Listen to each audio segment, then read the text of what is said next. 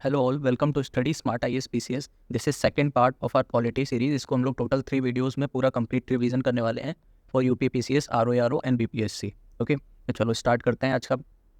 तो आज हम लोग को मेन क्या कवर करना है ना, आज पार्लियामेंट वाला चैप्टर कवर करना है। ये काफ़ी बड़ा चैप्टर है ना। तो इसको प्रीव्यू में 4 पार्ट में लोगों ने दे रखा है। एक ये पार्ट दे रखा है, फिर सेकेंड पार्ट में दे रखा है, थर्ड पार्ट में दे रखा है ना, और फिर लास्ट में फोर्थ पार्ट। तो टोटल 4 पार्ट में दे रखा है और इसमें पूरा ये पैराग्राफ के फॉर्म में दे रखा है ना। तो इससे हम लोग अवॉइड करेंगे, इसको नहीं पढ़ेंगे। इसमें जितनी भी इन्फॉर्मेशन है उसको आप रीड करना चाहो तो कर लेना, बाकी इसको हम लोग नोट से पढ़ेंगे, ठीक है। तो मतलब उससे ज़्यादा ही पढ़ेंगे, नोट्स में उससे ज़्यादा ही है, उससे कम नहीं है, ठीक है। तो चलो पार्लियामेंट स्टार्ट करते हैं। तो सबसे पहले तो यही समझ लेते हैं पार्लियामेंट में आता कौन कौन है ना। पार्लियामेंट क्या कंसिस्ट करता है, सब लोकसभा, राज्यसभा प्लस प्रेसिडेंट, ठीक है। ये याद रखना, प्रेसिडेंट भी आते हैं पार्लियामेंट में। लोकसभा राज्यसभा तो याद रहता है, प्रेसिडेंट भूल जाते हैं। ओके, तो अब देखते हैं राज्यसभा को और क्या बोलते हैं हम लोग। अपर हाउस भी बोलते हैं, है ना, और इसी को ही सेकंड चैम्बर भी बोलते हैं। ओके, और हाउस ऑफ एल्डर्स भी इसी को बोलते हैं, ठीक है। तो ये कुछ कॉमन नेम्स हैं, ये पता होने चाहिए। Rajya Sabha, upper house, second chamber और house of elders. Okay, Lok Sabha को क्या बोलते हैं, lower house, first chamber and popular house. Okay, इसी को ही जो मतलब राज्यसभा होता है, इसी को यूएस में सेनेट बोलते हैं। ओके, अब ये रेड और ग्रीन क्या लिखा है, ये बेसिकली ये काम की चीज़ नहीं है, बट ऐसे ही आउट ऑफ इंटरेस्ट लिख ली थी कि जो रेड मतलब उसमें कारपेट होती है ना, ज़मीन में बिछी होती है कारपेट, वो राज्यसभा में रेड कलर की होती है, जबकि लोकसभा में ग्रीन कलर की होती है ना। ये बस ऐसे ही इंपॉर्टेंट फैक्ट नहीं है, बट इंटरेस्ट के लिए लिख लिया था।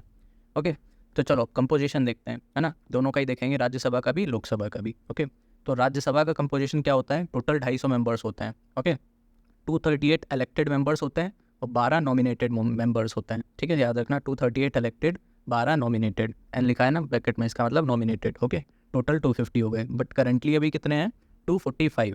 ओके, अब 245 में भी हम लोग डिवीज़न देख लेते हैं, है ना। 245 में 229 स्टेट से आते हैं। ओके, 4 आते हैं यूटी से, यूनियन टेरिटरीज से, और 12 ये जो थे उनको नॉमिनेट करते हैं प्रेसिडेंट। ओके, तो 12 जो नॉमिनेट करते हैं प्रेसिडेंट, सबसे पहले ये देख लेते हैं वो कौन कौन सी उससे करते हैं, सब्जेक्ट से, सब्जेक्ट नहीं मतलब कौन कौन सी कैटेगरी से करते हैं, art, literature, science and social service. Okay, total 4 classes से करते हैं। इसको याद करने का तरीका क्या है, जैसे क्लास होती है ना, CLASS क्लास, इसको याद कर लो। ओके, तो CLASS, इसमें ये C हटा दो, बाकी के LASS हो जाएगा, ये प्रेसिडेंट करता है। और पूरा क्लास मतलब C के साथ ये कौन करता है, गवर्नर करता है।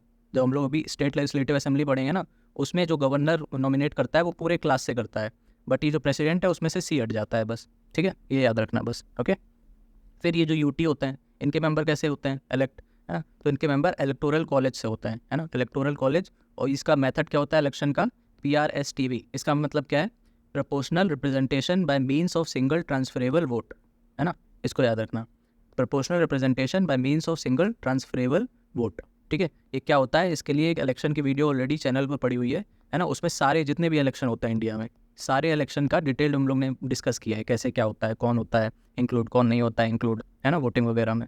तो वो देख लेना। ओके, इलेक्शन करके सर्च करना, आ जाएगा, ठीक है। तो अब इसमें देखो यूटी कौन कौन सी यूटी के मेंबर्स होते हैं, दिल्ली के, पुडुचेरी के, और अब जम्मू कश्मीर के भी होने लगेंगे, है ना। बेसिकली इसको याद करने का तरीका क्या है, जौन सी भी यूटी के पास आप खुद की लेजिस्लेटिव असेंबली है ना, उसको उसके मेंबर्स होते हैं इसमें, ठीक है। अब जो स्टेट्स के 229 मेंबर हैं, ये कैसे आते हैं, ये कौन इलेक्ट करता है, मतलब नॉमिनेट क्या, हाँ नॉमिनेट ही समझ लो, है ना, या फिर इलेक्ट बोल लो। इनको भी उसी सिस्टम से किया जाता है ना, proportional representation bye means of single transferable vote. Okay, इनको कौन करता है, इलेक्टोरल कॉलेज। ओके, बट जो स्टेट से आते हैं उनको कौन करता है, स्टेट लेजिस्लेटिव असेंबली के मेंबर्स। ओके, ये याद रखना, अकॉर्डिंग टू पॉपुलेशन होता है कि इतने पॉपुलेशन पर इतने मेंबर होंगे, ठीक है। तो ये हो गया राज्यसभा का कंपोजिशन। अब लोकसभा का तो ईजी है ना, इस साल इलेक्शन था तो इंपॉर्टेंट है, ठीक है। टोटल 550 मेंबर्स होते हैं। ओके, जिसमें से कि करंटली अभी सिर्फ 543 पर इलेक्शंस होता है, ठीक है। इसमें 550 में से 530 स्टेट्स की होती हैं और 20 यूटीज़ की होती हैं। ओके, अब इसका क्या इलेक्शन मेथड होता है, FPTP क्या है, first pass the post system, ठीक है। इसको भी समझना है तो इलेक्शन वाली वीडियो देख लो, है ना। ये 2 तरीके होते हैं बस, ये एक ये हो गया proportional representation by means of single transferable vote, और एक हो गया ये first pass the post system, ठीक है। अगर पता है तो अच्छी बात है, नहीं पता है तो उस वीडियो में जाके डिटेल में अच्छे से बताया है। ओके, यहाँ पे दोबारा बताने का मतलब नहीं है ना। तो अब एक चीज़ ये और याद कर लो कि 61st कॉन्स्टिट्यूशनल अमेंडमेंट में कब हुआ था, 1988। इसमें क्या हुआ था, जो वोटिंग एज है ना, यूनिवर्सल एडल्ट फ्रेंचाइजी की, यूनिवर्सल एडल्ट फ्रेंचाइज, ये बेसिकली क्या होता है कि जितने भी 18+ लोग हैं सबको वोटिंग राइट होगा, है ना। तो ये कब मिला था? 1988 में था। इससे पहले 21 ईयर्स हुआ करता था, ठीक है। इसको रिड्यूस करके 18 ईयर्स कर दिया था 61st कॉन्स्टिट्यूशनल अमेंडमेंट एक्ट 1988, ये याद रखना, ठीक है, इंपॉर्टेंट है। नेक्स्ट देखते हैं, रिजर्वेशन मिलता है SC/STs को, है ना, लोकसभा में according to population of ratio, है ना। रीअपॉइंटमेंट भी हो सकता है दोनों में ही, लोकसभा में भी राज्यसभा में भी, कितने नंबर अभी टाइम्स हो सकता है, ठीक है। टर्म ऑफ जो राज्यसभा है ना, जैसे हम लोग को क्या पता होता है कि जो राज्यसभा का टर्म है वो 6 ईयर्स का होता है ना, और हर 2 साल में 1/3 मेंबर्स हो जाते हैं, है ना, उनका वो ख़त्म हो जाता है, क्या बोलते हैं, टर्म जो होता है वो उनका ख़त्म हो जाता है, ओके। तो ये जो टर्म है ना राज्यसभा का, ये जो हम लोग अभी बोल रहे हैं 6 ईयर्स, वो कॉन्स्टिट्यूशन में मेंशन नहीं है, ठीक है। ये पार्लियामेंट के ऊपर होता है, ये याद रखना, इसमें गलती मत करना कि 6 ईयर्स कॉन्स्टिट्यूशन में मेंशन है, नहीं, वो कॉन्स्टिट्यूशन में नहीं है, वो पार्लियामेंट के ऊपर है, ठीक है। अब देखो क्वालिफिकेशन क्या होनी चाहिए, है ना, दोनों की हम लोग साइमल्टेनियसली एक ही साथ देखेंगे ताकि थोड़ा कंपेयर होता रहे, तो याद हो जाएंगी चीज़ें, नहीं तो फिर कंफ्यूज हो जाते हैं इसमें क्या था उसमें क्या था, ठीक है। तो सबसे पहले तो सिटीजन होना चाहिए इंडिया के लिए, दोनों ही के लिए, है ना, ओथ लेनी पड़ती है दोनों को ही। अब एज की क्या है, 30 साल के होने चाहिए मिनिमम राज्यसभा के मेंबर होने के लिए, 25 साल होनी चाहिए लोकसभा के मेंबर होने के लिए, ओके। और बाकी कोई जो क्वालिफिकेशन है वो पार्लियामेंट डिसाइड करता है, ठीक है। थ्रू किससे करता है? ये representation of people's act 1951, okay. इसमें क्या क्या लिखा है? इसमें भी कुछ क्वालिफिकेशन दी गई हैं, जैसे कि इलेक्टर होना चाहिए कॉन्स्टिट्यूंसी का, है ना। SC/ST की सीट के लिए अगर वो नॉमिनेट हुआ है, मतलब उस सीट से अगर इलेक्ट करने का वो है, तो उसको SC/ST होना पड़ेगा उस स्टेट या फिर यूटी का, है ना। तो ऐसे कुछ ये क्वालिफिकेशंस RPA में दे रखे हैं, रिप्रेजेंटेशन ऑफ पीपल्स एक्ट 1951, ये भी याद रखना, ठीक है। अब ये डिस्क्वालिफिकेशन के क्या क्या वो होते हैं, है ना, क्राइटेरिया होते हैं, तो देखो ये सब कॉन्स्टिट्यूशन में दिए गए हैं, है ना, ये याद रखना, ठीक है। एक तो ऑफिस ऑफ प्रॉफिट नहीं होना चाहिए, ठीक है, यूनियन या फिर स्टेट गवर्नमेंट दोनों ही के अंडर में नहीं होना चाहिए। अनसाउंड माइंड के नहीं होने चाहिए, है ना। अनडिस्चार्ज सॉल्वेंट नहीं होना चाहिए। Disqualification by any law in the parliament, ठीक है, मतलब पार्लियामेंट के अंदर जितने भी लॉ हैं उसके अंदर डिस्क्वालिफिकेशन के जितने भी लॉज हैं उसके अंदर वो उसमें नहीं होने चाहिए, ओके। फिर देखो विकेटिंग ऑफ सीट्स, है ना, मतलब सीट कैसे खाली हो सकती है, क्या क्या तरीके हैं। एक तो आपकी डबल मेंबरशिप हो जाए, है ना। डबल मेंबरशिप क्या होता है कि आप 2 सीट पर इलेक्ट हो जाओ, है ना, तो एक ही सीट पे आपको अलाउ होगा, दूसरी सीट आपको खाली करनी पड़ेगी, विकेट करनी पड़ेगी, ठीक है। या तो आप डिस्क्वालीफाई हो जाओ, है ना, तब भी विकेट हो जाएगी। या तो आप रिज़ाइन कर दो चेयरमैन को, है ना, या तो फिर आप एब्सेंट रहो, मतलब 60 डेज तक अगर आपने लगातार एब्सेंट हो गए विदाउट परमिशन, है ना, तो आपकी सीट ऑटोमेटिकली वैकेंट हो जाएगी, ये याद रखना, ठीक है। अब ये जो डबल मेंबरशिप वाली चीज़ है इसको एक बार देख लेते हैं, डबल मेंबरशिप में क्या क्राइटेरिया होते हैं। इसमें देखो, अगर आप राज्यसभा और लोकसभा दोनों में ही मतलब 2 सीट पर इलेक्ट हो गए हैं, है ना, तो मतलब एक जैसे राज्यसभा में हो गए एक लोकसभा में हो गए, तो आपको चूज़ करना पड़ेगा 10 दिन के अंदर, ठीक है, नहीं तो राज्यसभा की जो सीट है वो चली जाएगी, लोकसभा की रहेगी आपके पास, ठीक है। तो एक तो ये हो गया कि अगर इन दोनों में से हो गए, राज्यसभा में भी हो गए और लोकसभा में भी इलेक्ट हो गए, तो राज्यसभा की सीट चली जाएगी अगर आपने 10 डेज़ के अंदर डिसाइड नहीं किया, ठीक है, और लोकसभा की सीट तो रहेगी। फिर दूसरा क्या होता है, if sitting member gets elected to other house, है ना, मतलब जैसे अगर कोई राज्यसभा का मेंबर है वो लोकसभा में इलेक्ट हो जाता है, इसमें ऑलरेडी था, पहले से था, एक साथ नहीं हुआ है। पहले वाले केस में क्या है कि एक ही साथ हुआ है, राज्यसभा में भी लोकसभा में एक ही टाइम पर, ओके। इसमें क्या है, एक में है, मान लो राज्यसभा में है लोकसभा में इलेक्ट हो गया, तो जो पहले वाली थी वो वाली सीट चली जाएगी, okay, and vice versa, Lok Sabha में है और राज्यसभा में इलेक्ट हो गया, है ना, तो लोकसभा की सीट चली जाएगी, ठीक है। अब क्या है, इफ़ 2 सीट्स पे इलेक्ट हो गया तो चूज़ एनी वन, और नहीं तो दोनों चली जाएंगी, है ना। मतलब कि क्या है, जैसे अगर लोकसभा में भी ले लो या तो राज्यसभा में ले लो, है ना, इवन स्टेट लेजिस्लेटिव असेंबली में भी ले लो, है ना, किसी में भी। अभी तक हम लोग इनकी आपस में बात कर रहे थे, इसका इसमें इलेक्ट हो गया, इसका इसमें हो गया, बट अगर सेम ही हाउस में, मान लो लोकसभा में आप ऑलरेडी एक सीट पर हो और अगर आपने दूसरी सीट पर भी इलेक्ट हो गए, है ना, तो चूज़ करना पड़ेगा आपको, है ना, चूज़ करना पड़ेगा, चूज़ एनी वन, नहीं तो जो दोनों सीट हैं वो दोनों ही चली जाएंगी आपकी, ठीक है।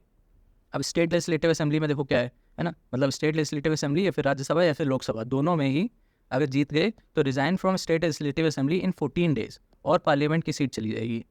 मतलब इसमें बेसिकली क्या कह रहे हैं, जैसे आप ऑलरेडी स्टेट लेजिस्लेटिव असेंबली के मेंबर हो, है ना, अगर और आप नॉमिनेट हो गए हो, इलेक्ट हो गए हो लोकसभा या फिर राज्यसभा में, है ना, तो स्टेट लेजिस्लेटिव असेंबली की सीट पे रिज़ाइन करो 14 दिन के अंदर, ठीक है, नहीं तो फिर दिक्कत हो जाएगी, ओके। चलो फिर देखते हैं। अच्छा, ये फ़ाइन का है कि 500 रुपये पर डे फ़ाइन देना पड़ेगा, है ना। ये कब देना पड़ता है, या तो आपने ओथ नहीं ली हो, है ना, बिना ओथ के आप आ गए हो, है ना, या तो फिर आप क्वालिफाइड ही ना हो मेंबर बनने के, तब भी आप पार्लियामेंट में आ रहे हो, तो भी आपको 500 रुपीज़ पर डे फ़ाइन देना पड़ेगा, है ना, या तो फिर आपको प्रोहिबिटेड हो कोई लॉ से, ठीक है, तो इन केसेस में होता है, ओके। अब देखो प्रिसाइडिंग ऑफिसर्स की चलो बात कर लेते हैं। प्रिसाइडिंग ऑफिसर्स क्या होते हैं? स्पीकर, चेयरमैन वगैरह, ठीक है। अब इसमें देखो, एक ही पैनल ऑफ चेयरपर्सन होता है लोकसभा में और पैनल ऑफ वाइस चेयरपर्सन होता है राज्यसभा में, ये याद रखना। इसमें जरा सी बस यही एक मिस्टेक हो जाती है, इसमें वाइस होता है और इसमें वाइस नहीं होता है, ये याद रखना बस, ठीक है। बाकी ये होता क्या है ये भी हम लोग देखेंगे। बेसिकली ये क्या होता है, जैसे यहीं पे समझ लेते हैं। एक स्पीकर होता है ना, उसके बाद फिर डिप्टी स्पीकर होता है, ओके। उसके बाद ये आते हैं पैनल ऑफ चेयरपर्सन। मतलब अगर ये एब्सेंट हैं तो ये प्रिसाइड करेंगे, है ना, हाउस को। लेकिन अगर ये भी एब्सेंट हो गए तो कौन करेगा? तो ये पैनल ऑफ चेयरपर्सन होता है, मतलब 10 लोगों का होता है ना, 10 लोगों का पैनल होता है, इनमें से कोई आके प्रिसाइड करेगा, ठीक है। बेसिकली यही होता है। तो बस ये नाम में डिफरेंस है, बाकी हैं दोनों चीज़ें की, ठीक है। अब देखो स्पीकर के बारे में पढ़ते हैं, ठीक है। एक तो देखो डेट ऑफ इलेक्शन जो होती है वो प्रेसिडेंट डिसाइड करता है कि कौन से डेट को स्पीकर का इलेक्शन होगा, ठीक है, वो प्रेसिडेंट डिसाइड करता है, ओके। और ये रिज़ाइन किसको करते हैं? स्पीकर, ये डिप्टी स्पीकर को रिज़ाइन करते हैं, ये याद रखना। प्रेसिडेंट को नहीं करते हैं, डिप्टी स्पीकर को करते हैं, ओके। अब इनको अगर जैसे निकालना हो, इम्पीच करना हो, तो कैसे करेंगे? स्पेशल मेजोरिटी से करेंगे, ठीक है। और 14 दिन का नोटिस देना पड़ेगा और 50 मेंबर्स का सपोर्ट होना चाहिए। होगा कहाँ पे इम्पीचमेंट? लोकसभा में, है ना, क्योंकि स्पीकर तो मेंबर होता है लोकसभा का, ओके। तो लोकसभा में ही तो होगा, राज्यसभा में थोड़े नहीं होगा, ठीक है। तो स्पेशल मेजोरिटी होनी चाहिए, 14 डेज का नोटिस होना चाहिए और सपोर्ट होना चाहिए 50 मेंबर का, ठीक है। तभी आप इसमें इम्पीच कर सकते हो स्पीकर को। और उस टाइम पर मतलब जब ये प्रोसीडिंग्स चल रही होंगी ना, उसने उस टाइम पर ये फर्स्ट इंस्टेंस में वोट कर सकता है, ठीक है। जो स्पीकर है वो फर्स्ट इंस्टेंस में वोट कर सकते हैं। वैसे क्या होता है कि जब इक्वल होता हो जाता है, टाई हो जाता है, तभी अपना वोट करते हैं, है ना। तो उस केस में ही फर्स्ट इंस्टेंस में करने पड़ते हैं, ओके, लगने लगते हैं।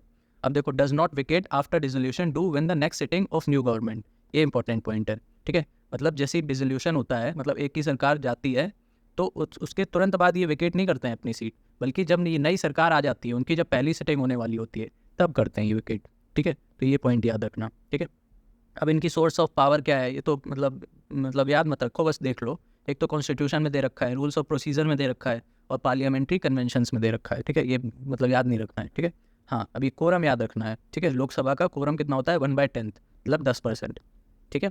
ये एक्स ऑफिशियो चेयरमैन भी होते हैं, स्पीकर की बात हो रही है। एक्स ऑफिशियो चेयरमैन होते हैं आईपीजी के। आईपीजी क्या है? इंडियन पार्लियामेंट्री ग्रुप, ठीक है, इंडियन पार्लियामेंट्री ग्रुप। अभी यही चेयरमैन भी अपॉइंट करते हैं, जितनी भी पार्लियामेंट्री कमिटीज़ होती हैं ना, उनके चेयरमैन यही स्पीकर ही अपॉइंट करते हैं, ठीक है। और ये खुद चेयरमैन होते हैं 2-3 कमिटीज़ के, है ना। कौन कौन सी? Business advisory committee, rules committee and general purpose committee, ठीक है। इन 3 के चेयरमैन होते हैं ये स्पीकर, तो ये याद रखना, ओके। अब जो वर्क और कंडक्ट है ना, ये डिस्कस नहीं किया जा सकता है except on the substantive motion. मतलब स्पीकर का जो भी वर्क और कंडक्ट है उस पर कोई भी डिस्कशन अलाउड नहीं है, बट एक केस में अलाउड है, सब्सटेंटिव मोशन में, ठीक है, ये याद रखना। अब ये कौन सी ऑर्डर ऑफ प्रेसिडेंस है ना, लास्ट टॉपिक हम लोग ने जो फर्स्ट पार्ट में पढ़ा था उसमें हम लोग ने एक देखा था, ये 7th रैंक पर आते हैं अलॉन्ग विद सीजीआई, है ना। तो ये इंपॉर्टेंट है, ये भी याद रखना। He doesn't resign from party, है ना, इन ब्रिटेन डज। तो ये भी एक इंपॉर्टेंट फैक्ट है कि मतलब ब्रिटेन में क्या होता है, जैसे जो भी स्पीकर बनता है, मान लो बीजेपी से कोई स्पीकर बना, है ना, तो वो बीजेपी से रिज़ाइन कर देगा, जबकि इंडिया में ऐसा नहीं होता है। इंडिया में वो पार्टी का मेंबर भी रह सकता है, स्पीकर भी रह सकता है, ओके।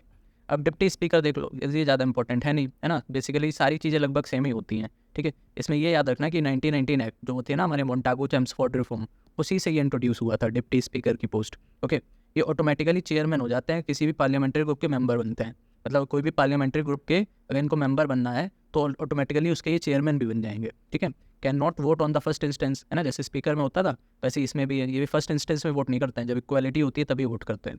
इनकी कोई अलग से सेपरेट ओथ होती नहीं है ना। मतलब जब ये मेंबर बनेंगे ना लोकसभा के, उस टाइम जो ओथ होगी बस वही होगी, स्पीकर की कोई अलग से ओथ नहीं होती है, ठीक है। अब फर्स्ट स्पीकर कौन थे? जीबी मवलंकर, ये याद रखना। First speaker of Lok Sabha GB Mavalankar, okay. और डिप्टी स्पीकर कौन थे पहले? अनंत सय्यनम अय्यंगर। ये 2 चीज़ें याद रखना, ठीक है। ऐसे पूछ लेता है फर्स्ट स्पीकर कौन थे, फर्स्ट गवर्नर कौन थे, इस टाइप की चीज़ें, ठीक है।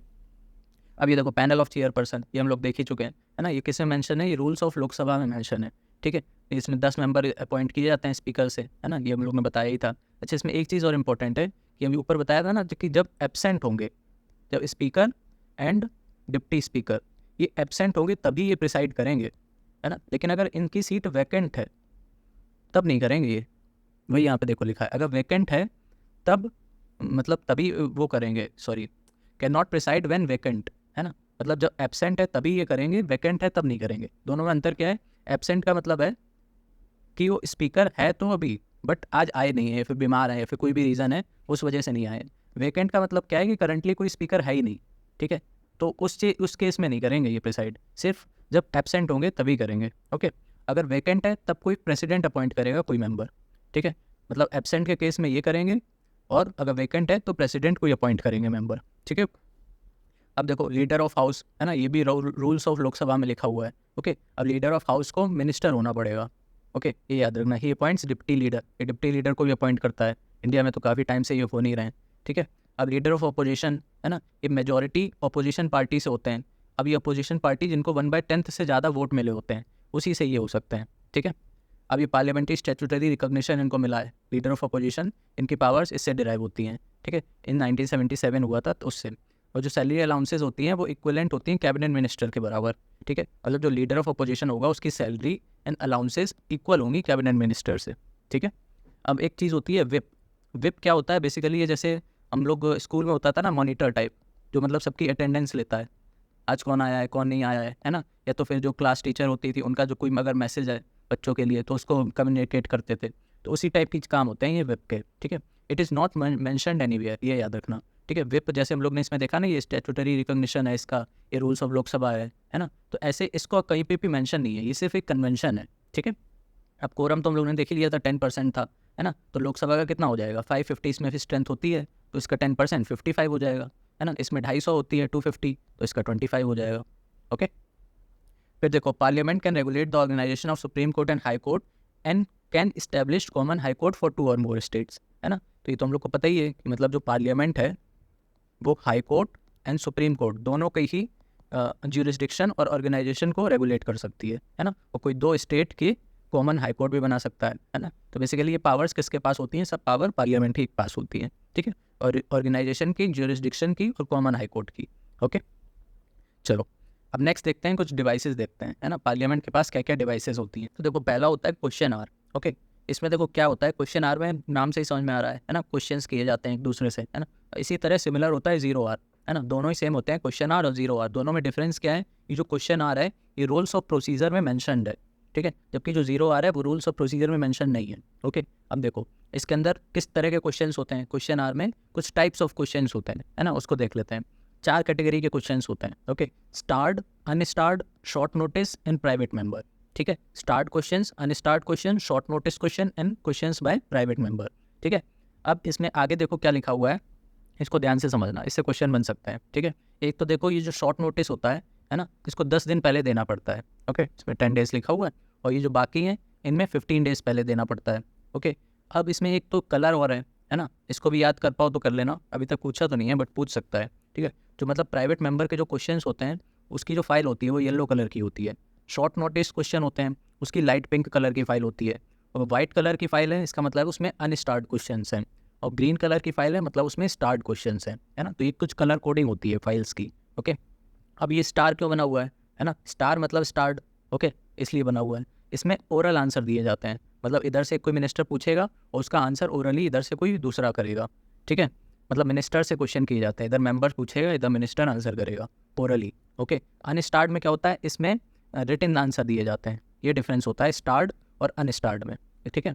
और इसमें सप्लीमेंट्री क्वेश्चंस भी पूछ सकते हैं स्टार्ड में, जबकि इसमें सप्लीमेंट्री क्वेश्चंस अलाउड नहीं होते हैं, ठीक है। इसको सबसे अच्छा याद करने का तरीका क्या है, जैसे इसमें काफ़ी कन्फ्यूजन हो जाता है ना, याद ही नहीं होता है किस में ओरल होता है, किस में रिटन होता है, किस में सप्लीमेंट्री क्वेश्चन होते हैं, किस में नहीं होते हैं, है ना। तो इसको ऐसे याद कर लो, जैसे छोटे थे ना हम लोग, तो जैसे स्कूल में पोएम वगैरह सुनाते थे, है ना, टीचर को, तो उसमें वो स्टार देती थी हम लोग को, star, double star, triple star, इस टाइप के मार्किंग करती थी, है ना। तो वही देख लो, जब ओरल हम लोग पोएम सुनाएंगे तो हम लोग को स्टार मिलेंगे। ओके, और उसमें क्या होता था, जैसे पोएम में मैम सप्लीमेंट्री क्वेश्चंस भी पूछ सकती हैं, है ना, क्योंकि ओरल ही कर रहे हैं, जैसे वाइवा होता है ना ओरल होता है, तो इसमें सप्लीमेंट्री क्वेश्चंस कर सकते हैं। बट अगर मान लो एग्जाम में जैसे आप रिटन देते हो, है ना, उसमें तो आपने जो आंसर लिख दिया, उसमें क्या सप्लीमेंट्री क्वेश्चन टीचर करेगा, है ना, पेपर से थोड़े नहीं सप्लीमेंट्री कर लेगा, ठीक है। तो ऐसे याद कर लो, जब रिटन आंसर होगा तो उसमें सप्लीमेंट्री क्वेश्चन का स्कोप ही नहीं है, ठीक है, तो वो अनस्टार्ट हो जाएंगे, ऐसे कुछ याद कर सकते हो, ठीक है।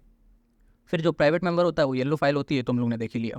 तो ये हमारा कंप्लीट हो गया जीरो आर, ठीक है, सॉरी क्वेश्चन आर, ठीक है। अच्छा, अब इसका सीक्वेंस भी याद रखना, सबसे पहले क्वेश्चन आर आता है, उसके बाद जीरो आर आता है, ठीक है। तो इसमें कंफ्यूज मत होना, मतलब जैसे ही प्रोसीडिंग्स स्टार्ट होती है ना 10 बजे, है ना, 10 AM पर, दोनों में ही, राज्यसभा में भी लोकसभा में भी, तो 10 बजे से 11 बजे तक जीरो आर चलता है। ओके, और फिर 11 बजे से जब तक एजेंडा स्टार्ट नहीं हो जाता है दिन का, उसके बीच का जितना टाइम होता है वो जीरो आर हो जाता है, ठीक है। तो ये सीक्वेंस भी याद रखना किस हिसाब से चलता है, ठीक है। अब देखो 0R देखते हैं, ये इनफॉर्मल डिवाइस होता है, ये भी हम लोग देखा ही है ना, ये मेंशन वगैरह नहीं होता है कहीं पे भी, not mention, without any prior notice, है ना। जैसे इसमें हम लोगों ने देखा ना 10 डेज़ का नोटिस देना पड़ता है, इसमें 15 डेज़ का नोटिस देना पड़ता है, ओके। इसमें कोई प्रायर नोटिस नहीं देना पड़ता है, ठीक है। ये भी हमने देखा, टाइम गैप जो होता है क्वेश्चन आर और एजेंडा के बीच में, उसी को बोलते हैं 0R, ठीक है। अब ये जो सिमिलर होता है, ये 0R है ना, ये बिल्कुल सिमिलर होता है डिट्टो कॉलिंग अटेंशन मोशन के, है ना। बट डिफरेंस क्या है, जैसे इसमें था, ये जो क्वेश्चन आ रहा है ना, रूल्स ऑफ प्रोसीजर में मेंशन था, ये मेंशन नहीं था। सिमिलरली ये भी रूल्स ऑफ प्रोसीजर में मेंशनड है, ठीक है। बस इतना सा डिफरेंस है कॉलिंग अटेंशन मोशन में, है ना। तो बेसिकली देखें तो ये और ये बिल्कुल सेम ही चीज़ हो गई, ओके। बट क्वेश्चन आर में क्या होता है, बिल्कुल मतलब जनरल क्वेश्चन होते हैं, है ना, रेगुलर टाइप। इसमें कॉलिंग अटेंशन मोशन में थोड़े इंपॉर्टेंट इशूज़ होते हैं, ठीक है, इमरजेंसी टाइप। अब देखते हैं मोशंस, है ना, ये इंपॉर्टेंट है, ठीक है। इसमें हम लोग को क्या याद रखना है कि एक तो यही याद कर लो कि मोशन प्राइवेट मेंबर और मिनिस्टर दोनों ही स्टार्ट कर सकते हैं मोशन को, ठीक है। 3 तरह के मोशन होते हैं, सब्सटेंटिव मोशन, सब्स्टिट्यूट मोशन और सब्सिडियरी मोशन। सब्सिडियरी मोशन के भी फिर 3 पार्ट होते हैं, ancillary motion, superseding motion and amendment, ठीक है। तो इसको देखो समझते हैं। सब्सटेंटिव मोशन क्या होता है, नाम से ही समझ में आ रहा है, जो सब्सटेंटिव हो, है ना, मतलब सेल्फ कंटेंड हो, मतलब खुद में ही काफ़ी सफिशिएंट हो, इसको और किसी की ज़रूरत ना हो, इस मोशन को और किसी भी मोशन की ज़रूरत ना हो, ठीक है। तो उसके लिए होता है सब्सटेंटिव मोशन। ये किस लिए होता है, ये बहुत ज़्यादा जो इंपॉर्टेंट मैटर्स होते हैं उनके लिए होता है, ठीक है। अब देखो फिर है सब्सटीट्यूट, ये नाम से समझ में आ रहा है, सब्सटीट्यूट करना, है ना, मतलब ये जो ओरिजिनल जो भी मोशन होगा ओरिजिनल, उसको सब्सटीट्यूट कर देगा, ठीक है। इफ पासिस सुपरसीड ओरिजिनल, मान लो जैसे ये कोई ए मोशन है ना, इसको पास किया गया, तो उसके साथ साथ एक ये बी मोशन जो कि सब्सटीट्यूट मोशन था, वो भी अगर पास हो जाएगा तो ये जो पहले वाला था वो इसको सुपरसीड कर जाएगा, मतलब ये हट जाएगा, इसकी जगह ये आ जाएगा, ठीक है। एक तरह से मतलब सब्सटीट्यूशन हो रहा है इसमें, उसको हटा के ओरिजिनल वाले को हटा के खुद आ जाएगा, ठीक है। तो समझ गए, सब्सटेंटिव मतलब सेल्फ कंटेंट, जो खुद में सफिशिएंट हो। सब्सटीट्यूट मतलब ये अगर ये पास हो गया तो जो ओरिजिनल है उसको रिप्लेस कर देगा, ठीक है। फिर देखो सब्सिडरी, सब्सिडरी नाम से क्या समझ में आ रहा है कि इसकी खुद में कोई वैल्यू नहीं है, लेकिन जब ये किसी के साथ चिपक जाएगा तब इसकी वैल्यू लग जाएगी, ठीक है। तो वही है, नो मीनिंग इन इटसेल्फ, मतलब खुद में कोई वैल्यू नहीं है। अटैच टू ओरिजिनल, जो ओरिजिनल मोशन होगा उसके साथ अटैच किया जाएगा तभी इसकी वैल्यू होगी, ठीक है। अब इसके 3 पार्ट क्या है, एंसिलरी, सुपरसीडिंग और अमेंडमेंट। एंसिलरी में क्या होता है, इसमें जो रेगुलर वे ऑफ प्रोसीडिंग्स चल रही हैं, है ना, डेली का जो काम काज है वो होता है। और सुपरसीडिंग में क्या होगा, to supersede ongoing issue और डिबेट, है ना, मतलब कोई भी अगर इशू, डिबेट, चर्चा, वार्तालाप चल रही है ना, डिस्कशन हो रहा है तो उसको सुपरसीड कर देगा, है ना, मतलब उसकी जगह ये आ जाएगा। अमेंडमेंट तो हम लोग को पता ही है ना, मतलब कोई चीज़ अगर मॉडिफाई करनी हो तो उसमें फिर अमेंडमेंट चलेगा, ठीक है। फिर देखते हैं, एक होता है क्लोजर मोशन, ओके। अब ये तो कुछ टाइप्स ऑफ मोशन थे, है ना, ये टाइप्स थे। अब नेक्स्ट देखेंगे ना, ये कौन कौन से मोशंस होते हैं एक्चुअली में, उसको हम लोग देख रहे हैं, ठीक है। अब देखो क्लोजर मोशन आता है पहले, ये किस लिए होता है कि मतलब कोई भी अगर डिस्कशन हो रही हो ना, उसको कट शॉर्ट करना हो, है ना, मतलब उस पर काफ़ी चर्चा हो चुकी हो, अब उसको जल्दी निपटाना हो, है ना, जल्दी उसको वोटिंग पर डालना हो, तो उसके लिए होता है closure motion, to cut short debate, ठीक है। If pass then stops and put to vote, ठीक है, मतलब क्लोजर मोशन अगर पास किया गया और ये पास हो गया तो डायरेक्टली क्या होगा, जितनी भी डिबेट हुई है वो रुक जाएगी और सीधे वोटिंग हो जाएगी, ठीक है। उस जो भी डिबेट हो रही होगी, है ना, डिस्कशन हो रहा होगा उस चीज़ पे। अब इसके भी 4 पार्ट हैं, simple closure, closure by compartment, kangaroo and guillotine, ठीक है। इसको इससे सिंपलेस्ट तरीके से आप समझ ही नहीं सकते हो, है ना, मतलब जितना ज़रूरी है उतना यहाँ पे लिखा हुआ है, इससे डिटेल में जाओगे तो फिर कंफ्यूज हो जाओगे। बहुत ही कट शॉर्ट तरीके से हम लोग ने ये समझाया हुआ है, ठीक है। चलो अब देखो, सिंपल क्लोजर में क्या होता है कि जब मैटर कोई भी मतलब जो डिस्कशन है उस पर सफिशिएंट डिस्कशन हो चुका हो, है ना, अब मतलब फालतू में उसको घसीट रहे हो मेंबर्स, है ना, तो उस केस में सिंपल क्लोजर कर देते हैं कि अब ये बहुत डिस्कशन हो गया है, अब इस पर वोटिंग करना स्टार्ट करो, ठीक है। अब क्लोजर बाय कंपार्टमेंट, इसमें क्या होता है, जैसे मान लो बहुत सारे डिस्कशन होते हैं, है ना, ऐसे कुछ होगा, तो उसमें क्या होता है, जो भी कैटेगराइज कर देते हैं, मतलब कंपार्टमेंट कर देते हैं, जैसे 2 डिस्कशन इसमें हो गए, 3 इसमें हो गए, 4 इसमें हो गए, है ना, तो अब इसमें वोटिंग कर देते हैं कि इसको एक साथ वोटिंग कर लो, इसको एक साथ वोटिंग कर लो, इसको एक साथ वोटिंग कर लो, ठीक है, मतलब कंपार्टमेंट बना के क्लोज कर दो, ठीक है। Clauses are grouped into parts before start, debate cover parts and put to vote, ठीक है। तो वही चीज़ है, मतलब कंपार्टमेंट में करके सबको एक साथ वोट कर लो, पूरे कंपार्टमेंट को, इंस्टेड ऑफ अलग अलग सारे डिस्कशन पर वोटिंग करो, टाइम बर्बाद करो, ठीक है। कंगारू, है ना, इसमें क्या होता है, ये दोनों इंपॉर्टेंट है ना, इसको याद रखना। कंगारू में क्या होता है कि सिर्फ जो इंपॉर्टेंट क्लॉजेज होते हैं, है ना, जैसे कोई भी मोशन हमने फाइल किया उसके जो भी इंपॉर्टेंट क्लॉजेज होते हैं उन्हीं को ही सिर्फ उन्हीं पर डिस्कशन किया जाता है और बाकी जितने होते हैं उनके साथ ही पास हो जाते हैं, ठीक है। तो ये होता है कंगारू।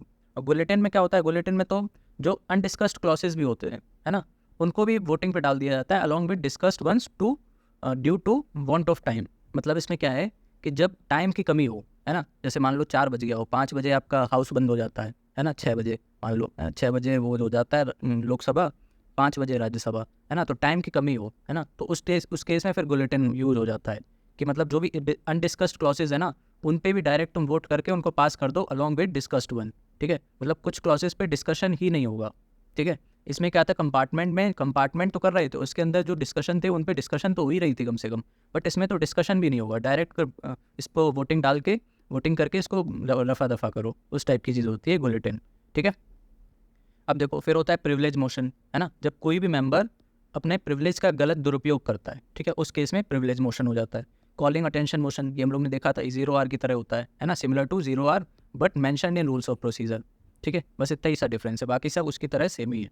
अब ये देखो एडजर्नमेंट मोशन, ये इंपॉर्टेंट है, ठीक है। तो सबसे पहले तो इसमें ये देखो कि अगर एडजर्नमेंट मोशन फाइल होगा तो उसके डिस्कशन के लिए कम से कम 2.5 घंटे दिए जाएंगे, 2 आवर 30 मिनट, ठीक है। इससे कम नहीं हो सकता है उस पर डिस्कशन, ठीक है। अब ये होता किस लिए है कि to draw attention on important issues, ठीक है। मतलब जो बहुत ज़्यादा इंपॉर्टेंट इशूज़ है ना, उन पे अटेंशन ड्रॉ करने के लिए होता है। जैसे कि अभी रिसेंट इसका एग्जांपल हम लोग ने कहाँ देखा, है ना, जो मतलब दिल्ली में ये जो कोचिंग वाले वो हो गया था, है ना।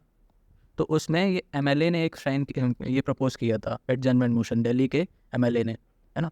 तो उसमें ये था, तो वो एक इम्पॉर्टेंट इशू था, है ना, कोचिंग वाला जो भी चल रहा है अभी रिसेंट, तो उसके में ड्रॉ अटेंशन के लिए उन्होंने फाइल किया था, ठीक है। इसके लिए 50 मेंबर्स का सपोर्ट चाहिए, ओके। इंटरप्ट्स नॉर्मल बिजनेस, है ना, इसीलिए एक्स्ट्रा जुडिशियल डिवाइस है। मतलब जो भी नॉर्मल बिजनेस चलता है ना हाउस का, उन सबको इंटरप्ट करके इस पे डिस्कशन होना स्टार्ट हो जाता है, इसीलिए इसको एक्स्ट्रा ऑर्डिनरी डिवाइस भी बोला जाता है, ओके। और ये इसी वजह से इसी को सेंसर अगेंस्ट गवर्नमेंट भी बोला जाता है ना। राज्यसभा इसमें इन्वॉल्व होती नहीं है, ठीक है। मतलब राज्यसभा इन्वॉल्व नहीं है तो फिर कहाँ होगा, लोकसभा में ही होगा, ठीक है। तो इसी वजह से इसको सेंसर अगेंस्ट गवर्नमेंट भी बोला जाता है कि मतलब गवर्नमेंट के खिलाफ आप आवाज़ उठा रहे हो, उस टाइप की चीज़ समझ लो, ठीक है। जैसे दिल्ली में क्या है कि प्रशासन इतना ठीक से काम नहीं कर रहा है, तो अगर एडजर्नमेंट मोशन किसी ने फाइल किया है तो इसका मतलब ही यही है ना कि गवर्नमेंट के अगेंस्ट ही तो बोल रहे हैं कि गवर्नमेंट ठीक से काम नहीं कर रही है अपना, है ना। इसी वजह से ऐसा दुर्घटना हुई, ठीक है। तो समझ गए ना मतलब एडजर्नमेंट मोशन क्या है, ठीक है। It should not cover more than one matter, ये याद रखना, ठीक है। मतलब ऐसा नहीं है कि जैसे ये इशू भी आपने उठा लिया, एक्स इशू भी, वाई इशू भी, जेड इशू भी, एक साथ पर आपने 3 इशू पे एडजर्नमेंट मोशन कर दिया, नहीं, सिर्फ एक ही इशू पर ही काम चलेगा, ठीक है। और वो इशू भी उसी सेम सेशन में डिस्कस ना हुआ हो, है ना। ऐसा नहीं है कि अभी आपने कुछ दिन पहले एक एडजर्नमेंट मोशन फाइल किया इशू, मतलब जो उसमें डिस्कशन हो रहा था हाउस में, फिर अगर ये कैंसिल हो गया फिर आपने दोबारा डाल दिया इसी के लिए, तो ऐसा नहीं है। सेम सेशन में उस पर एक बार चर्चा नहीं होनी चाहिए, ठीक है। मतलब बिल्कुल नया होना चाहिए इशू, ठीक है। Should not under education by court, है ना। मतलब ऐसा कोई इशू भी नहीं होना चाहिए जिसमें हाई कोर्ट या फिर सुप्रीम कोर्ट ऑलरेडी इन्वॉल्व हो, है ना। तो ये चीज़ थी एडजर्नमेंट मोशन, ये इंपॉर्टेंट है, सबसे ज़्यादा इंपॉर्टेंट मोशन कोई है तो वो यही है, ठीक है। नो कॉन्फिडेंस मोशन, है ना, ये तो हम लोग समझते ही हैं, है ना। मतलब जब गवर्नमेंट के पास मेजोरिटी नहीं बचती है तब opposition party no confidence motion appeal करता है ना। इसमें 50 मेंबर्स का सपोर्ट होना चाहिए। सेंसर मोशन, है ना, ये individual minister for policies against individual minister for policies, ठीक है। मतलब कोई अगर आपको किसी मिनिस्टर को घेरना है ना, तो उसके लिए आप सेंसर मोशन यूज़ कर सकते हो, ओके। मोशन ऑफ थैंक्स, ये क्या होता है, ये एक स्पीच होती है जो प्रेसिडेंट देते हैं, है ना। या तो जब नई गवर्नमेंट आती है उसमें पहली सिटिंग में तब देंगे, और नहीं तो हर साल की जो फर्स्ट ईयर टर्म पॉलिसीज़ होती हैं, मतलब हर साल जो पहली मीटिंग होती है उसमें ये देते हैं स्पीच, ठीक है। उसको बोलते हैं मोशन ऑफ थैंक्स। कौन देता है, प्रेसिडेंट, ये याद रखना, ओके। दोनों हाउस में दिए जाते हैं, both houses, okay. No day yet named motion, है ना, ये क्या होता है, नाम से ही समझ में आ रहा है, नो डे येट नेम्ड, मतलब इसको डिस्कस करने के लिए कोई डेट फिक्स नहीं हुई है अभी तक, ठीक है। स्पीकर ने इसको एडमिट तो कर लिया है बट डेट फिक्स नहीं करी है, तो उसको बोलते हैं no day yet named motion, okay. फिर होता है लास्ट डायलेटरी मोशन, डायलेटरी नाम से ही समझ में आ रहा है ना, डिले करना, ठीक है। तो इसीलिए ये होता है for adjournment of debate on bill, motion और रेजोल्यूशन, ठीक है। मतलब कोई भी अगर ये बिल, मोशन, रेजोल्यूशन, है ना, इनको डिले, इसका जो पास होने का जो प्रोसेस है ना उसको डिले करने के लिए होता है डायलेटरी मोशन, ठीक है। अब एक होता है पॉइंट ऑफ ऑर्डर, है ना, इसको समझते हैं। पॉइंट ऑफ ऑर्डर क्या होता है कि मतलब जैसे जो नॉर्मल वो होता है ना प्रोसीजर, है ना, प्रोसीडिंग शेड्यूल होता है ना, प्रोसीडिंग्स वगैरह, तो वो जब अपने नॉर्मल तरीके से ना चल रही हो, है ना, when proceedings not follow normal ROP क्या है, रूल्स ऑफ प्रोसीजर, है ना, तब ये फाइल किया जाता है पॉइंट ऑफ ऑर्डर। ये भी एक एक्स्ट्रा ऑर्डिनरी डिवाइस है, इस पर भी कोई भी डिबेट अलाउड नहीं है, ये याद रखना, ठीक है। तो पॉइंट ऑफ ऑर्डर के बारे में 3 चीज़ याद रखनी है। कब होता है कि जब प्रोसीडिंग्स नॉर्मल तरीके से ना चल रही हो, ये एक्स्ट्रा ऑर्डिनरी डिवाइस होता है और इस पर कोई भी डिबेट अलाउड नहीं होती है, ठीक है। अब देखो, half an hour discussion and short duration discussion, ये दो तरह के डिस्कशन होते हैं, ठीक है। हाफ एन आवर डिस्कशन नाम से ही समझ में आ रहा है, जो आधे घंटे के लिए होता होगा, है ना। और शॉर्ट ड्यूरेशन ये 2 घंटे के लिए होता है, ये याद रखना, ये तो नाम से समझ में आ जाएगा, ये नहीं आएगा, ठीक है। तो शॉर्ट ड्यूरेशन 2 घंटे के लिए होता है। अब हाफ एन आवर डिस्कशन के लिए 3 दिन अलॉट किए जाते हैं, हफ्ते में 3 दिन अलॉट किए जाते हैं, 3 डेज, ओके। और जबकि शॉर्ट ड्यूरेशन डिस्कशन के लिए 2 डेज, ओके। तो इसको ऐसे बस याद कर लेना, 2 hours 2 days, okay, half hour 3 days, ठीक है। अभी होता है क्या हाफ एन आवर डिस्कशन, इसमें डिस्कशिंग मैटर और सफिशिएंट पब्लिक इंपॉर्टेंस, ठीक है। Speaker can allot 3 days in a week, ये तो देख ही लिया। There is no formal motion और वोटिंग, ठीक है। तो इसमें बेसिकली जो भी सफिशिएंट इंपॉर्टेंस के जो इशूज़ होते हैं, है ना, पब्लिक इंपॉर्टेंस के, वो इशूज़ डिस्कस किए जाते हैं, ओके। अब शॉर्ट ड्यूरेशन डिस्कशन, इसी को ही 2 आवर डिस्कशन भी बोला जाता है ना, तो हम लोग देखा था ना 2 आवर्स के लिए होता है, okay. Speaker can allot 2 days in a week, ये भी हम लोग ने देख लिया। इसमें भी कोई फॉर्मल डिस्कशन नहीं होता है, इसमें कोई वोटिंग नहीं होती है, ठीक है। तो ये पॉइंट दोनों में सेम है, ये याद रखना, ओके। अब कुछ स्पेशल मोशंस भी होते हैं राज्यसभा में, है ना, और इन्हीं स्पेशल मोशंस को लोकसभा में नोटिस मेंशन अंडर रूल 377 बोला जाता है ना। तो मतलब कोई भी मोशन जो और किसी में ना आ सके, है ना, उसको स्पेशल मोशन में डाल दिया जाता है, बस, और कुछ नहीं होता है, ठीक है। राज्यसभा में उसको स्पेशल मोशन बोलेंगे, और लोकसभा में किस में डाल दिए जाते हैं, notice mention under rule 377, okay. अब देखो, रिजोल्यूशन एक होता है, जैसे भी हम लोग ने मोशन पढ़ा वैसे रिजोल्यूशन भी होता है ना। ये किस लिए होता है, to draw attention, all resolution need vote, ठीक है। मतलब वही है कि कोई भी इम्पोर्टेंट इशू पे अटेंशन ड्रॉ करने के लिए ये रेजोल्यूशन पास होता है, ठीक है। अब ऑल रेजोल्यूशन नीड वोट, है ना। अच्छा, एक चीज़ और समझ लो इसमें, जैसे ये बना है ना कि ऊपर वाला है, बड़ा वाला है सब्सटेंटिव मोशन, उसका छोटा सा पार्ट है बस रेजोल्यूशन, ठीक है। तो resolution is a part of substantive motion, ठीक है। मतलब सारे रेजोल्यूशन सब्सटेंटिव मोशन होंगे, बट ज़रूरी नहीं है सारे सब्सटेंटिव मोशन रेजोल्यूशन भी हों, ठीक है। तो रेजोल्यूशन एक ज़रा सा पार्ट है पूरे का, ये याद रखना, ठीक है। ऐसे स्टेटमेंट आ जाती है, resolution is a part of substantive motion, तो वो ट्रू हो जाएगा। बट अगर ऐसे लिखते हैं all substantive motion are resolution, तो वो गलत हो जाएगा, ठीक है। अब देखो, प्राइवेट मेंबर रेजोल्यूशन, है ना, ये कब होता है, ये ऑल्टरनेट फ्राइडेज को होता है और आफ्टरनून सेटिंग में होता है सिर्फ। जबकि जो गवर्नमेंट रेजोल्यूशन होता है ये कोई भी दिन हो सकता है, मंडे से थर्सडे में, ओके। स्टैट्यूटरी रेजोल्यूशन, है ना, इसको दोनों ही पास कर सकते हैं, प्राइवेट मेंबर भी, मिनिस्टर भी, है ना। Tabled in pursuance of provision of constitution और एन एक्ट ऑफ पार्लियामेंट, ठीक है। कॉन्स्टिट्यूशन के हिसाब से भी हो सकता है या फिर एक्ट ऑफ पार्लियामेंट के हिसाब से भी टेबल किया जा सकता है, ठीक है। अब ये बेकार है, ठीक है। तो इतना था ये। फिर देखते हैं नेक्स्ट, पब्लिक बिल, है ना। इसमें 7 डेज़ का नोटिस देना पड़ता है, ओके। और जबकि जो प्राइवेट बिल है उसमें 1 मंथ का नोटिस देना पड़ता है, ये याद रखना, ठीक है। पब्लिक बिल में 7 डे का नोटिस देना पड़ता है प्रायर, और प्राइवेट बिल में 1 मंथ पहले नोटिस देना पड़ता है, ठीक है। मतलब क्या है कि अगर कोई भी अगर बिल आप टेबल करने जा रहे हो, और अगर पब्लिक बिल है, पब्लिक बिल का क्या मतलब है यहाँ पे, जो गवर्नमेंट फाइल कर रही है ना, मतलब जो मेजोरिटी गवर्नमेंट है वो, जिसकी सरकार है। और प्राइवेट का मतलब जो अपोजिशन में है, ठीक है, अपोजिशन में है, फिर जिनकी सरकार नहीं है वो हो जाएंगे प्राइवेट बिल, ओके। अब देख लेते हैं जॉइंट सेटिंग के बारे में, है ना। तो अब जॉइंट सेटिंग होती किस किस में है, एक तो जब ऑर्डिनरी बिल हो उसमें होती है, और फाइनेंशियल बिल में होती है, ठीक है। Constitutional amendment bill and money bill में नहीं होती है, ये याद रखना। इसका कोरम 1/10 सेम, ठीक है। Governed bye ROP of Lok Sabha, not Rajya Sabha, ठीक है। मतलब जो रूल्स ऑफ प्रोसीजर लोकसभा का होगा वही यहाँ पे फॉलो होता है, राज्यसभा का नहीं होता, ये याद रखना, ठीक है। अब जॉइंट सिटिंग में कौन प्रिसाइड करता है, तो सबसे पहले तो स्पीकर करेगा, ये याद रखना, ठीक है। लेकिन अगर स्पीकर नहीं है तो डिप्टी स्पीकर करेगा, ठीक है। अब डिप्टी स्पीकर भी नहीं है तो फिर डिप्टी CM करेगा, मतलब डिप्टी चेयरमैन ऑफ राज्यसभा, ठीक है। ये दोनों किसके हैं, लोकसभा के, अब ये राज्यसभा के, ये याद रखना। डिप्टी स्पीकर के बाद CM मत कर देना, ठीक है, मतलब चेयरमैन ऑफ राज्यसभा नहीं करता, ये याद रखना, ठीक है। अब ज्वाइंट सेटिंग इंडिया में सिर्फ 3 बार हुई है, ये याद रखना, सिर्फ 3 बार हुई है। कब कब हुई है, डाउरी प्रोहिबिशन बिल 1960 में हुई थी, फिर बैंकिंग सर्विस कमीशन रिपील, है ना, ये रिपील हो गया 1977 में, इसके लिए हुई थी। और प्रिवेंशन ऑफ टेररिज्म बिल ये 2002 में हुई थी, ठीक है। तो 2002 के बाद कोई भी ज्वाइंट सेटिंग नहीं हुई है, ओके, ये याद रखना। अब नेक्स्ट टॉपिक है बजट, ठीक है। तो बजट को तो वैसे हम लोग ने अलग से भी कवर किया है, बट इसका जो पॉलिटी वाला एस्पेक्ट है वो हम लोग यहाँ पे कवर करने वाले हैं, ठीक है। इकॉनमी वाला के लिए ऑलरेडी वीडियो पड़ी है पूरी, यूनियन, है ना, प्लस उत्तर प्रदेश बजट, दोनों की कंबाइंड वीडियो है ना, उसको देख लेना, उससे पक्का क्वेश्चन है, 5 क्वेश्चन आने ही आने, ओके। अब देखो बजट में कौन कौन से फाइल्स होती हैं, है ना, क्या क्या मतलब दिया होता है बजट में। एक तो एस्टिमेट और रिसीट एंड एक्सपेंडिचर, ये तो होता ही है ना। उसके साथ कुछ और भी होते हैं, जैसे एस्टिमेट्स और revenue and capital receipt, ways and means to raise revenue, है ना, और expenditure, estimate of expenditure, details of actual receipt and expenditure of closing financial year and reasons of any deficit और सरप्लस इन दैट ईयर, है ना। मतलब ये कुछ files होती हैं, 5 फाइल्स होती हैं, ये याद रखना, ठीक है। एक बार रीड कर लेना, मान लो कभी आ गया कि बजट में कौन कौन सी फाइल्स इंक्लूडेड होती हैं, तो वो पता होना चाहिए, ठीक है।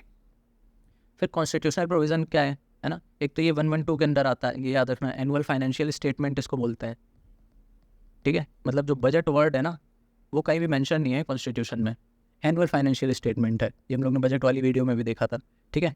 अब no demand for grant without recommendation of president, ये याद रखना, ठीक है। डिमांड ऑफ ग्रांट तब तक नहीं होगा जब तक आप रिकमेंडेशन नहीं लोगे प्रेसिडेंट का, ठीक है। And no money can withdraw from CFI except appropriation made by law. CFI क्या है? कंसोलिडेटेड फंड ऑफ इंडिया, ठीक है। मतलब कंसोलिडेटेड फंड ऑफ इंडिया से आप कोई भी पैसा नहीं निकाल सकते हो।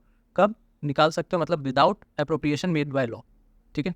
जब तक आप अप्रोप्रिएशन नहीं करोगे तब तक आप CFI से कुछ भी पैसा नहीं निकाल सकते हो, 1 रुपये भी नहीं निकाल सकते हो, ठीक है। अब ये और याद रखना, 2 टर्म होते हैं, है ना। एक होता है charged on CFI consolidated fund of India, एक होता है मेड ऑन CFI, ओके। तो इसमें वोटेबल वाले सिर्फ ये होते हैं, ओके। सिर्फ जो मेड ऑन CFI होता है उन्हीं पर वोट किया जाता है, जो चार्ज्ड ऑन CFI होते हैं उन पे वोटिंग नहीं होती है, ओके।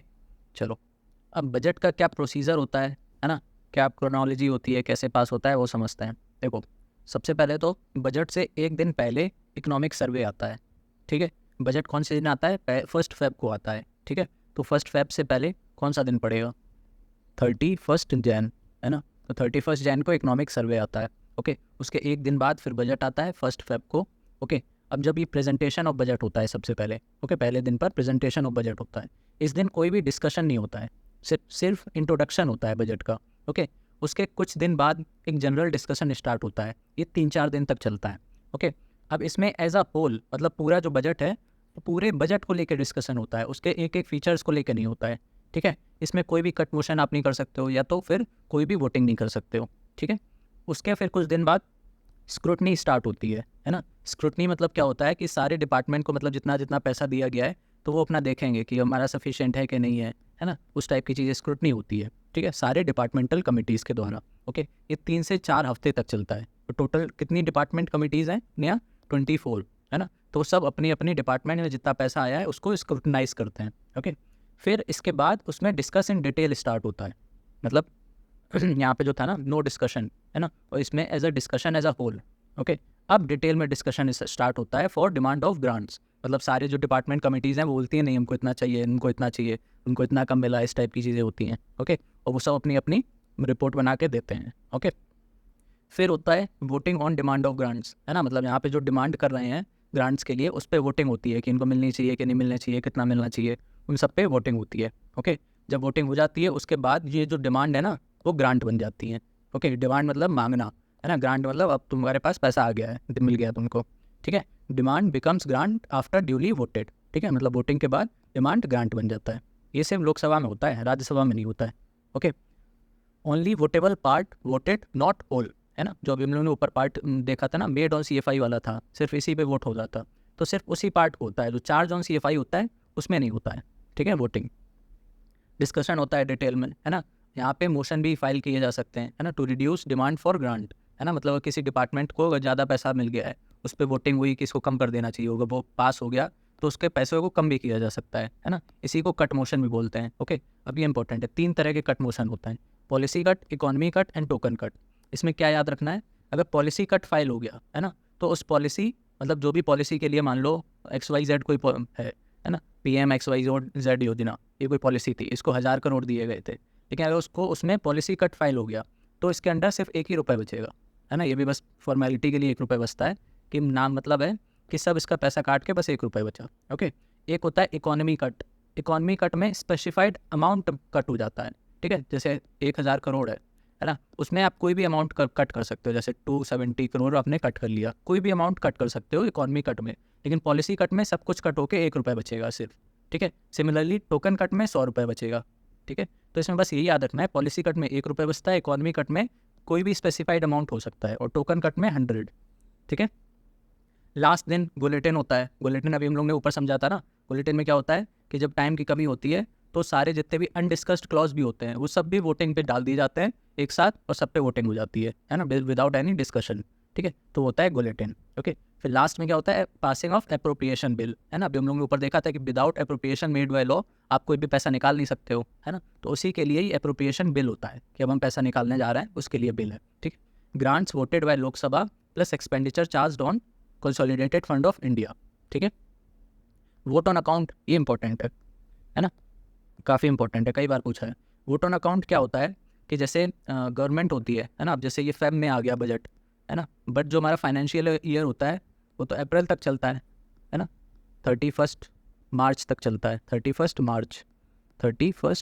मार्च तक, है ना। तो ये फरवरी और मार्च 2 महीने हो गए ना, इन 2 महीने के लिए पैसा कहाँ से आएगा, है ना। तो ये 2 महीने के लिए एडवांस में पैसा ले लेते हैं थ्रू वोट ऑन अकाउंट। ठीक है, एडवांस फॉर 2 मंथ्स। ओके, अब 2 महीने के लिए ले रहे हैं, टोटल होता है 12 महीने, 2 महीने के लिए ले रहे हैं, तो टोटल कितना ले लेंगे, 1/6 अमाउंट ले लेते हैं यहाँ पे। ठीक है, तो फिर लास्ट में इसी को के लिए फाइनेंस बिल एक पास होता है। ओके, इसको 75 डेज़ के अंदर पास करना पड़ता है, तभी बजट माना जाएगा। ठीक है, तो ये हो गया पूरा प्रोसीजर बजट का। ओके, इसके अलावा कुछ और भी ग्रांट्स होते हैं बजट में, है ना, कुछ और भी ग्रांट्स होते हैं। जैसे एक होता है सप्लीमेंट्री ग्रांट, ये किसके लिए होता है, जब आपने जो अप्रोप्रिएशन किया था वो इनसफिशिएंट पड़ जाए, मतलब पैसा इनसफिशिएंट पड़ जाए, तब होता है सप्लीमेंट्री ग्रांट। ओके, एक होता है एडिशनल ग्रांट, है ना, मतलब आप कोई नई सर्विस बना रहे हो, है ना, जब बजट आपने पेश किया था तब वो सर्विस नहीं थी, बट बाद में कोई नई सर्विस आ गई है, तो उसके लिए फिर एडिशनल ग्रांट देना पड़ेगा। ओके, एक्सेस ग्रांट होता है ना, मतलब जब किसी भी सर्विस में जो ऑलरेडी थी उसमें ज़्यादा पैसा खर्चा हो गया है ना, तब आपको एक्सेस ग्रांट देना पड़ेगा। ओके, ये अप्रूव करवाना पड़ता है पब्लिक अकाउंट कमेटी से, है ना, पब्लिक अकाउंट कमेटी में हम लोग देखेंगे बाद में। ठीक है, एक होता है वोट ऑफ क्रेडिट, ये कब होता है, जब अनएक्सपेक्टेड कुछ डिमांड आ जाती है ना, जैसे कोरोना टाइप, तब उसमें वोट ऑफ क्रेडिट होता है। ठीक है, एक होता है एक्सेप्शनल ग्रांट, ये स्पेशल पर्पस के लिए होता है। ठीक है, in no part of current service, मतलब करंट सर्विस का कोई पार्ट नहीं है, बट अलग से आप कुछ स्पेशल पर्पस के लिए चाहिए पैसा, उसके लिए एक्सेप्शनल ग्रांट होता है। ओके, और फिर लास्ट में टोकन ग्रांट, है ना, जब जो आपने पैसा दिया था वो नई सर्विस के लिए वो कम पड़ जाए, है ना, तो उसमें फिर टोकन ग्रांट होता है। Okay, demand for grant of token sum मतलब ₹1 is submitted to vote of Lok Sabha, मतलब ₹1 पे वोटिंग की जाती है, अगर ये पास हो जाता है तब फिर आपको टोकन ग्रांट मिल जाता है। ठीक है, ये ₹1 पास होता है, इसीलिए इसका नाम टोकन रखा गया है। ठीक है, रूल ऑफ लैप्स क्या होता है ना, बेसिकली क्या होता है, जैसे डिपार्टमेंट में पूरे साल के लिए जो भी पैसा अलॉट होता है ना, वो अगर आप 31 मार्च तक ख़त्म नहीं करते हैं, खर्च नहीं करते हैं, तो 31 मार्च के बाद जितना ही पैसा बचा है वो वापस गवर्नमेंट के पास पहुंच जाता है ना। तो इसी को बोलते हैं रूल ऑफ लैप्स, मतलब जितना ही पैसा है वो लैप्स हो जाता है। इसी वजह से जो डिपार्टमेंट होते हैं ना, वो 31 मार्च के आसपास, जो मतलब इससे पहले जितना भी पैसा होता है उसको पूरे को खर्च कर मारते हैं, है ना, जल्दी जल्दी सारे बिल बनाते हैं, सारा जो भी करते हैं, तो इसी के लिए इसको मार्च रश भी बोला जाता है। Okay, if not spend then back in consolidated fund of India. ठीक, अब देखते लेते हैं सारे फंड को एक बार, है ना, consolidated fund of India, public account और कंटिजेंसी फंड ऑफ इंडिया। तो इसमें बेसिकली क्या याद रखना है कि कंसोलिडेटेड फंड ऑफ इंडिया में क्या क्या चीज़ें आती हैं, पब्लिक अकाउंट में क्या क्या आता है, और कंटिजेंसी फंड किस लिए होता है, कोई भी इमरजेंसी अगर सिचुएशन आ जाए, है ना, अनएक्सपेक्टेड डिमांड आ जाए, तो उसके लिए होता है। तो इसमें क्या करना है, it is at a disposal of president, ये याद रखना है। और इसको रखता कौन है, finance secretary on behalf of president. Okay, ये एग्जीक्यूटिव एक्शन से ऑपरेट होता है। ठीक है, मतलब प्रेसिडेंट के पास है तो फिर एग्जीक्यूटिव एक्शन से ही होगा। ठीक है, अब इनको एक बार आप रीड कर लेना, कि CFI में क्या क्या होता है, पब्लिक अकाउंट में क्या क्या होता है। ठीक है, अब देख लेते हैं लोकसभा और राज्यसभा को एक बार कंपेयर करके देख लेते हैं, है ना। लोकसभा इक्वल्स टू राज्यसभा, मतलब क्या है कि कौन कौन सी चीज़ों में दोनों के पास इक्वल पावर्स होती हैं, है ना। अब लोकसभा राज्यसभा लेस देन लोकसभा, मतलब राज्यसभा की ऐसी कौन कौन सी पावर्स होती हैं जो लोकसभा के पास होती हैं बट राज्यसभा के पास नहीं होती हैं, है ना। और कौन कौन सी ऐसी पावर हैं जो राज्यसभा के पास होती हैं बट लोकसभा के पास नहीं होती हैं, है ना, मतलब कौन कौन सी क्या बोल सकते हैं, किस किस चीज़ों में लोकसभा स्ट्रॉन्ग है, किस किस चीज़ों में राज्यसभा स्ट्रॉन्ग है, वो यहाँ पे लिखा हुआ है। ठीक है, तो देखता है पहले इक्वल वाला। एक तो ऑर्डिनरी बिल में दोनों ही के पास सिमिलर पावर होती हैं। कॉन्स्टिट्यूशनल अमेंडमेंट बिल में, है ना, फाइनेंशियल बिल्स में, सभी बिल्स में दोनों के पास सिमिलर पावर्स होती हैं, बस मनी बिल में अलग होती हैं। ठीक है, मनी बिल में लोकसभा होता है, ये देखो लिखा है मनी बिल। ठीक है, election and impeachment of president करना हो तो भी दोनों के पास सिमिलर पावर्स होती हैं, वाइस प्रेसिडेंट के लिए भी सिमिलर पावर्स होती हैं। फिर recruitment to president for removal recommendation to president for removal of chief justice of India, ये भी दोनों ही लोग कर सकते हैं, है ना। चीफ जस्टिस ऑफ इंडिया हो गया, फिर बाकी जजेस सबको, है ना, इवन CAC एंड CAG के लिए भी, है ना, chief election commissioner and controller and auditor general. Okay, अब ऑर्डिनेंस अप्रूव करना हो उसके लिए भी सिमिलर पावर्स हैं दोनों के पास। प्रोक्लेमेशन ऑफ इमरजेंसी के लिए भी सिमिलर पावर्स हैं, है ना। Enlargement of jurisdiction of supreme court and UPSC वगैरह, है ना, इनके लिए भी सिमिलर पावर्स हैं। तो बेसिकली हम लोग ये नहीं याद रखते हैं, है ना, जिसमें सिमिलर पावर्स हैं वो पूछेगा ही नहीं, है ना, एग्जाम में पूछेगा क्या कि लोकसभा या फिर राज्यसभा, ये ज़्यादा इंपॉर्टेंट होता है ना, ये पूछता है। तो लोकसभा के पास कौन सी पावर होती है, मनी बिल की, इसमें राज्यसभा के पास कोई पावर नहीं होती है। और फाइनेंशियल बिल टाइप 1 में, ओके, टाइप 2 में तो दोनों के पास सिमिलर पावर्स होती हैं, यहाँ पे जो लिखा है ना ये टाइप 2 है, ओके, बट टाइप 1 में लोकसभा के पास ज़्यादा पावर्स होती हैं, ओके। ऐसे ही जब हम लोग ने देखा था ज्वाइंट सेटिंग होती है तो उसमें स्पीकर प्रिसाइड करता है सबसे पहले, है ना, तो इसमें भी लोकसभा के पास ज़्यादा पावर आ गई। फिर ये जो राज्यसभा है ये वोटिंग नहीं कर सकता डिमांड ऑफ ग्रांट्स के लिए, सिर्फ लोकसभा करता है, ये भी हमने अभी ऊपर देखा, है ना। अगर नेशनल इमरजेंसी को डिसकंटिन्यू करना है तो उसमें भी राज्यसभा कुछ नहीं कर सकता है, लोकसभा कर सकता है, ठीक है। इमरजेंसी वाले चैप्टर में हम लोग ये देखेंगे, ठीक है। फिर can not table no confidence motion, है ना, मतलब नो कॉन्फिडेंस मोशन अगर टेबल करना है तो वो सिर्फ लोकसभा में होगा, राज्यसभा में नहीं होगा, ठीक है। अब ये देखते हैं राज्यसभा किस किस में स्ट्रॉन्ग है, ये इंपॉर्टेंट है, ये पूछता है, ठीक है। एक तो राज्यसभा पार्लियामेंट को ऑथराइज कर सकता है to make law on state list, मतलब स्टेट लिस्ट में अगर कोई लॉ बनाना है तो उसकी परमिशन कौन देगा, राज्यसभा, ठीक है। और कोई अगर न्यू ऑल इंडिया सर्विस बनानी है, या ये क्या है, ऑल इंडिया सर्विस, तो उसका रिकमेंडेशन भी कौन देगा, पार्लियामेंट को, राज्यसभा, ठीक है। इसका आर्टिकल 312 होता है और ये 249 होता है, ये दोनों इंपॉर्टेंट है, ये याद रखना, ठीक है, इसीलिए मेंशन भी कर दिया आर्टिकल। और सिर्फ राज्यसभा ही इनिशिएट करता है रिमूवल ऑफ वाइस प्रेसिडेंट, ये याद रखना, ठीक है। प्रेसिडेंट के लिए तो दोनों बराबर होता है ना, बट वाइस प्रेसिडेंट को अगर रिमूव करना है तो वो सिर्फ राज्यसभा में करेगा, ठीक है, क्योंकि यही तो चेयरमैन होता है राज्यसभा का, ठीक है। फिर national emergency can be approved by Rajya Sabha when Lok Sabha dissolve, ठीक है, तो ये भी एक स्पेशल पावर है, मतलब जब लोकसभा डिसॉल्व भी होगी तब भी सिर्फ राज्यसभा अप्रूव कर सकता है नेशनल इमरजेंसी को, ठीक है, जबकि लोकसभा के पास ऐसी कोई पावर ही नहीं है कि राज्यसभा के बिना लोकसभा अप्रूव कर दे तो नेशनल इमरजेंसी अप्रूव हो जाए, ठीक है। तो ये कुछ स्पेशल पावर्स थी राज्यसभा की, ओके। अब यूपी में ये इंपॉर्टेंट है ना, तो यूपी में कितनी राज्यसभा की सीटें हैं, 31, ये याद रखना, और लोकसभा की सीटें कितनी हैं, 80, जिसमें 17 SC के लिए रिजर्व है, ओके, ये याद रखना, राज्यसभा में 31, लोकसभा में 80। अब देखते हैं parliament legislation on state list, अभी हम लोग ने ऊपर देखा था ना, जैसे जो राज्यसभा के पास ज़्यादा पावर्स थी लोकसभा में, है ना, तो उसमें एक हम लोग ने पढ़ा था कि राज्यसभा पार्लियामेंट को ऑथराइज कर सकता है लॉ बनाने के लिए स्टेट लिस्ट में, है ना, तो वही बात हो रही है यहाँ पे, ठीक है, किस किस केस में स्टेट लिस्ट में ऑथराइज कर सकता है राज्यसभा, ठीक है।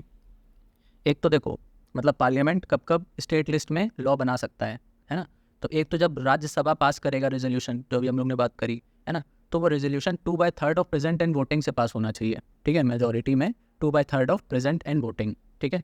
अब ये जो स्टेट लिस्ट और रेजोल्यूशन पास करेगा, है ना, ये एक साल तक के लिए एक्सटेंड हो सकता है ना, मतलब 1 साल के लिए बना, फिर 1 साल के लिए एक्सटेंड हो गया, फिर 1 साल के लिए, ऐसे कर करके कितनी बार भी एक्सटेंड हो सकता है, बट एक बार में 1 ही साल के लिए होगा, ओके। फिर जब 6 मंथ ऑफ एक्सपायरी के बाद वो सीज़ हो जाएगा, ओके। मान लो जैसे यहाँ तक था, 1 साल करके हमने बढ़ा दिया और इसको एक्सपायर होना है मार्च में, है ना, तो मार्च में एक्सपायर हो गया होगा, आपने कंटिन्यू नहीं किया है, फिर से रिन्यू नहीं किया है, तो इसके 6 महीने तक रहेगा, उसके बाद फिर ख़त्म हो जाएगा, ठीक है, ये मतलब है। स्टेट भी उसमें बना सकता है, लेकिन अगर जो लॉ इनकन्सिस्टेंट होगा उस केस में फिर पार्लियामेंट का फॉलो होगा, ठीक है। मतलब अगर रेजोल्यूशन ने पास कर दिया राज्यसभा ने स्टेट लिस्ट में लॉ बनाने को, तो उस लॉ को स्टेट भी बना सकता है, लेकिन अगर इनकन्सिस्टेंसी होगी, मतलब ओवरलैप करेगा दोनों का लॉ, तो उस केस में फिर पार्लियामेंट वाला प्रिवेल होगा, ठीक है। ऐसे ही नेशनल इमरजेंसी में भी पार्लियामेंट लॉ बना सकता है स्टेट लिस्ट में, है ना, ये भी 6 मंथ के बाद एक्सपायर हो जाएगा, है ना, और इस केस में भी वही सेम चीज़, स्टेट भी बना सकता है लेकिन इनकन्सिस्टेंट है, तो उस केस में फिर पार्लियामेंट का प्रिवेल होगा, ओके।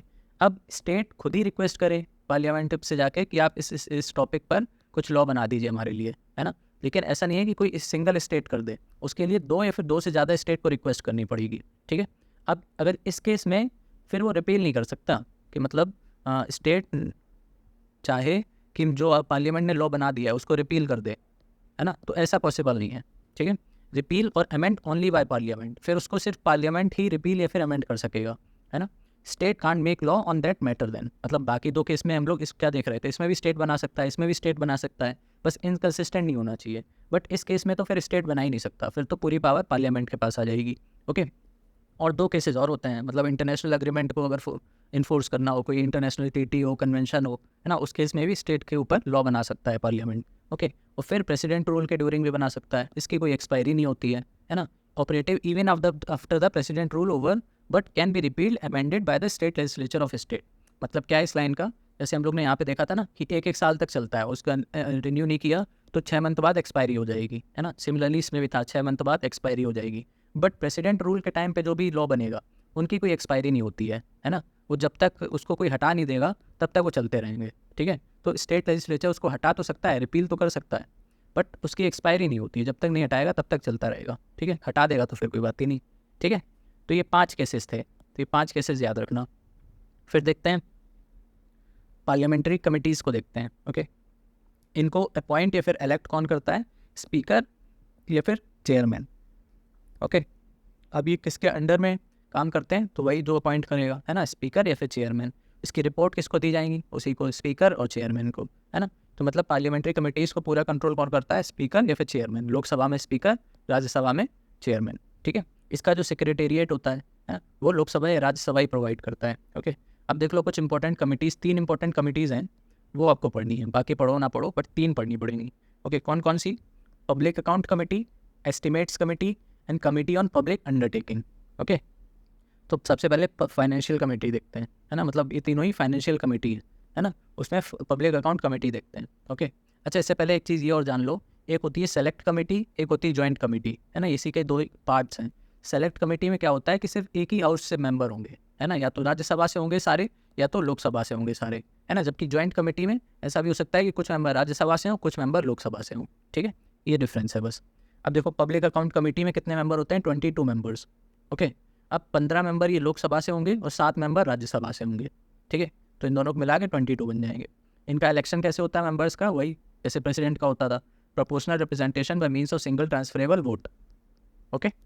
ईयरली बनते हैं, मतलब एनुअली बनते हैं, हर साल बनती है ये पब्लिक अकाउंट कमेटी, ओके। अच्छा, इसका मिनिस्टर मेंबर नहीं हो सकता है, ठीक है। Minister can't be a member of this committee, okay. Convention से जो चेयरमैन होता है वो अपोजिशन पार्टी का होता है, ठीक है। इस कमेटी का जो चेयरमैन होता है वो कन्वेंशन है, ऐसा कहीं लिखा नहीं है, बस कन्वेंशन है, वो अपोजिशन पार्टी से होता है, ओके। इसका काम क्या होता है, ये जो एनुअल रिपोर्ट्स होती है ना कैग की, उसको एग्जामिन करता है, CAG controller and auditor general, ठीक है। इसी वजह से कैग को फ्रेंड गाइड एंड फिलोसफर बोला जाता है, ओके। ये 3 ऑडिट करता है, report appropriation account, financial account and public undertakings, ठीक है।